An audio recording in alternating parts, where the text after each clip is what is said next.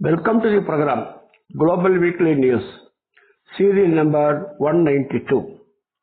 First of all, let us pay homage to the departed communist leader, veteran communist leader and freedom fighter, Comrade R. Nallakhan.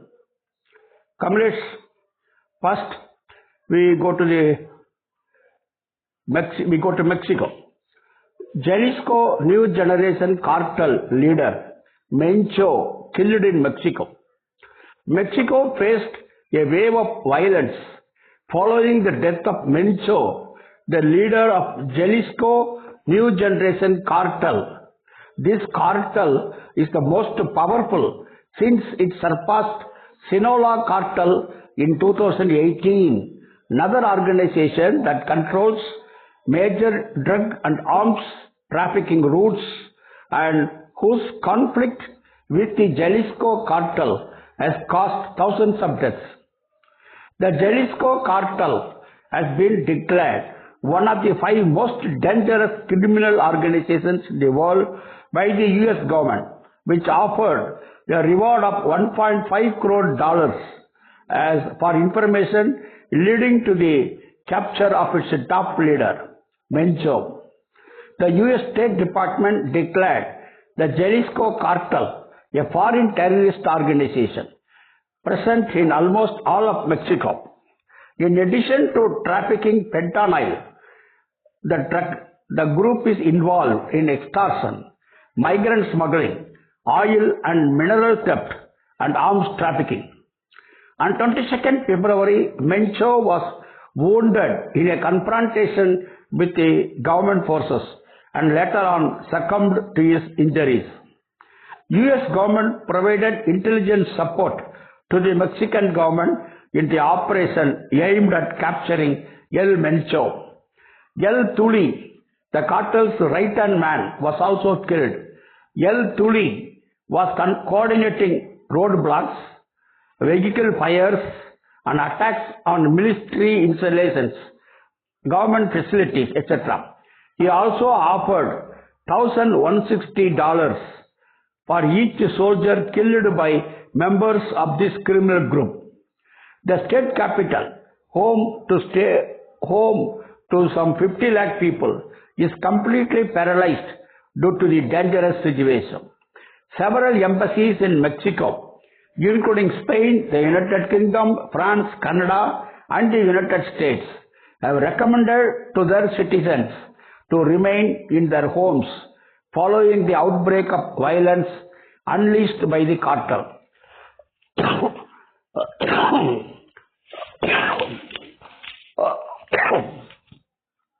At least 16 of the 32 states of Mexico have suffered attacks by alleged cartel members. 30 cartel members were killed in clashes with the government forces. Mexico President Claudia Sheinbaum said that peace is returning. Second item, 61st session of the United Nations Human Rights Council. Venezuelan Foreign Minister Juan Gil denounced a systematic campaign against Venezuela on 23rd February at the 61st session of the UN Human Rights Council in Geneva, Switzerland. Gil stated that this campaign leads to the freezing of benefits and prejudice, criminalization, and xenophobia against Venezuelan migrants. Furthermore, Juan Gil demanded the release of Venezuelan President Nicolas Maduro and his wife Cilia Flores, who were kidnapped by the US on 3rd January. The Foreign Affairs Minister reiterated that Venezuela has always promoted national dialogue and reconciliation. He defended the path of international cooperation based on the legal equality of states. He demanded stopping cessation of all unilateral coercive measures. The interim government of Venezuela has begun releasing 379 political prisoners. The United Nations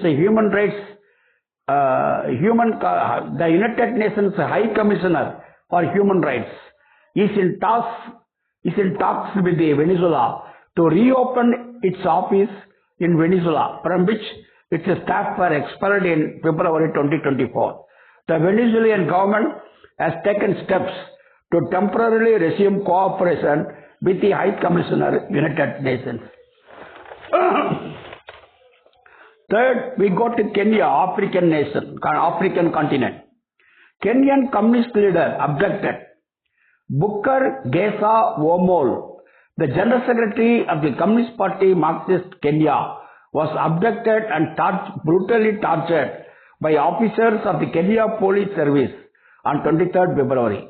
Womol was transported overnight before being held at Lolongo Police Station. This was not an arrest. This was not lawful detention. This was a kidnapping, the party said in its initial statement, demanding Womol's immediate and unconditional release and calling for accountability for all officers involved. The party alleges that Womol was severely beaten, describing injuries that include a broken tooth and a finger cut. Womol was dragged between locations overnight, denied food and water. The party characterized the incident as state violence in its naked form, aimed at intimidating not only Womol but the broader organized working class and progressive movements in Kenya. The party statement calls on workers, youth, trade unions, student groups, women's organizations, human rights groups, and all democratic forces to mobilize in solidarity, defend democratic rights, and pressure the authorities for Womol's release. No prison can contain the will of the people. No regime can stop the march of history, the party statement declares. An assassination attempt at his home in early 2025 was also made on Womol. Due to Womol's outspoken criticism of the government, he was attacked by hostile political forces. Since his detention, police has restricted Womol's access to legal counsel, his comrades, and medical care. Members of the party have mounted a vigil outside the police station demanding immediate access to full legal representation and immediate medical attention. Comrades and friends, now we go to North Korea. 9th Congress of the Workers' Party of Korea. The 9th Party Congress of the Workers' Party of Korea is now underway. Held once in 5 years, the Congress can be regarded as the Democratic People's Republic of Korea's most significant political event. A total of 5,000 delegates and 2,000 observers elected by party organizations from across North Korea are now gathered in Pyongyang, the capital, for the event. The successes of the last 5-year plan adopted at the 8th Party Congress in 2021 were celebrated. 113,000 housing units were built in 1860 rural villages and more than 500 farms since 2022. More than 50,000 apartment units have also been constructed in Pyongyang's new district. Democratic People's Republic of Korea is a perennial target of US military threats. While international media has long abused North Korea as backwards, stagnant, and mixed in poverty, the recent developments offer a fresh perspective of evolving socialistic project. Since 1948, the foundation of DPRK, it has been a target of economic warfare. The economic effects were devastating. Fuel imports has drastically reduced. All major export industries were banned from international trade. Revenues crashed from $272 crore in 2016 to just $31.6 crore in 2018. Beyond the immediate economic damage to major industries, agriculture, healthcare, and construction all suffered from a lack of available inputs. In 1995, devastating flood swept the country. 54 lakhs people displaced, 3,30,000 hectares of agricultural land destroyed, 19 lakh tons of grain lost. Damages amounted to $1,500 crore. After the fall of the Soviet Union, DPRK was isolated economically.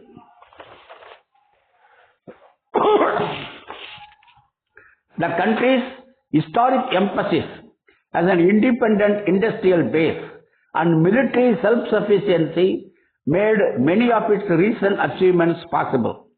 Besides mobilizing the civilian workforce and volunteer teams, worker soldiers of the Korean People's Army were also deployed to supplement construction efforts around the country.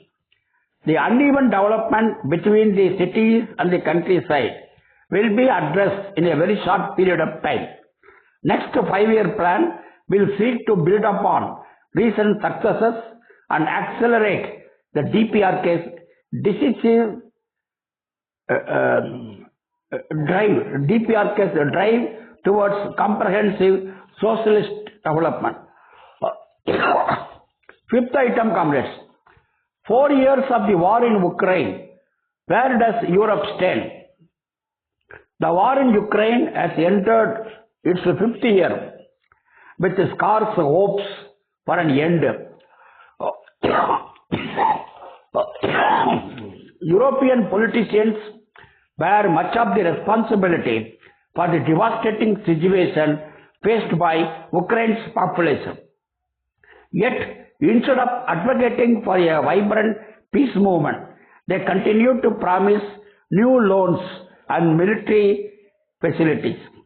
The presidents of the European Council, European Commission, and European Parliament stated that since 2022, Russia has not achieved its military objectives in Ukraine. They suggest that Russian forces could still be defeated on the battlefield.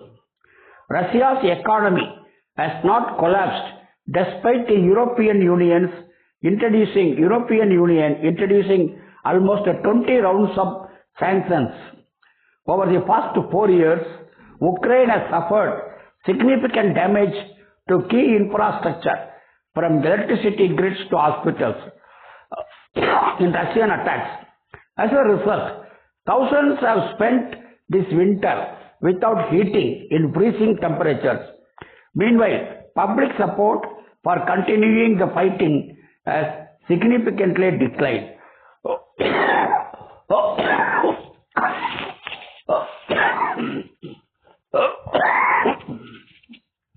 Throughout the war, European politicians have consistently undermined all attempts to establish communication between Russian and Ukrainian authorities.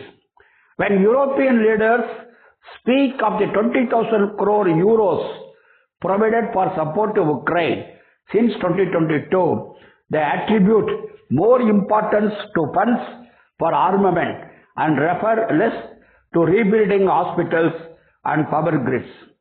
NATO countries have pledged to increase defense spending to 5% of GDP. Left and progressive movements in the region remain opposed to prolonged war in Ukraine. Sixth item, comrades. Indian farmers and workers launch long march. Thousands of workers and farmers are on a 148-kilometer march in Maharashtra to demand land rights for tillers, the protection of indigenous people's rights under the Forest Rights Act, and the scrapping of 4 new labor codes. The All India Kisan Sabha and the Center of Indian Trade Unions jointly called and organized the march to demand that the accepted demands of the Nasik and Thane Balkar long march that took place earlier this year be implemented. Lastly, comrades, Modi's visit to Israel. India's Prime Minister Narendra Modi visited Israel on February 25-26. Second time since he came to power in 2014. Modi addressed the Israel Parliament and signed many deals which will further intensify the security cooperation between India and Israel. Modi's visit to Israel has been met with strong opposition by opposition parties and civil society groups in India who question the objectives and the timing of the trip. Members of the Indian Parliament's Standing Committee on External Affairs also question the timing of Modi's visit to Israel. Israel is currently facing widespread condemnation for the continuation of its genocidal attacks on Gaza and Lebanon in complete violation of ceasefire agreements. Israel is making fresh attempts to annex the occupied West Bank and has threatened involvement in yet another war with Iran. India itself issued an advisory to its citizens to leave Iran immediately, fearing a possible US strike that may lead to a regional war. India was also among one of the first countries to recognize the Palestinian Liberation Organization as the sole representative of the Palestinian people. In 1988, India was one of the first non-Arab states to recognize Palestinian statehood. India was one of the few countries which resisted recognition of Israel and even refused to maintain any formal diplomatic relations for decades after its formation in 1948. In 1992, India shifted away from non-alignment and adopted a neoliberal pro-US foreign policy. Diplomatic relations between the two countries were established. After the first National Democratic Alliance government came to power under the leadership of the BJP in 1998, relations between Israel and India got accelerated. India soon became one of the largest buyers of its military equipment in the world. When Modi came to power in 2014, he openly embraced Israel and its Zionist stance. Today, India has developed a very close strategic relationship with Israel. Several of its defense manufacturers, such as Israel's Elbit Systems and Rafael, have established joint ventures with Indian companies such as Adani and Tata to manufacture military equipment in India. India is currently Israel's second largest trading partner in Asia, with a bilateral trade of over $650 crore in 2024. After 7th October 2023, when Israel revoked work permits for 150,000 Palestinians from the West Bank and Gaza, India emerged as one of the major providers of the labor force to Israel. Today, thousands of Indians are working in Israel despite the warlike situation there, largely as a replacement for Palestinians.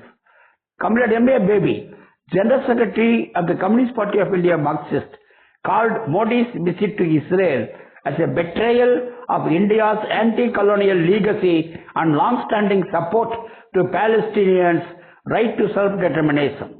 Modi denounced the killing of Israelis by Hamas on 7th October 2023, but conveniently ignored the killing of 280,000 Palestinians by Israel in Gaza. What do you say? Thank you, comrades. Lal Salam. See you next week.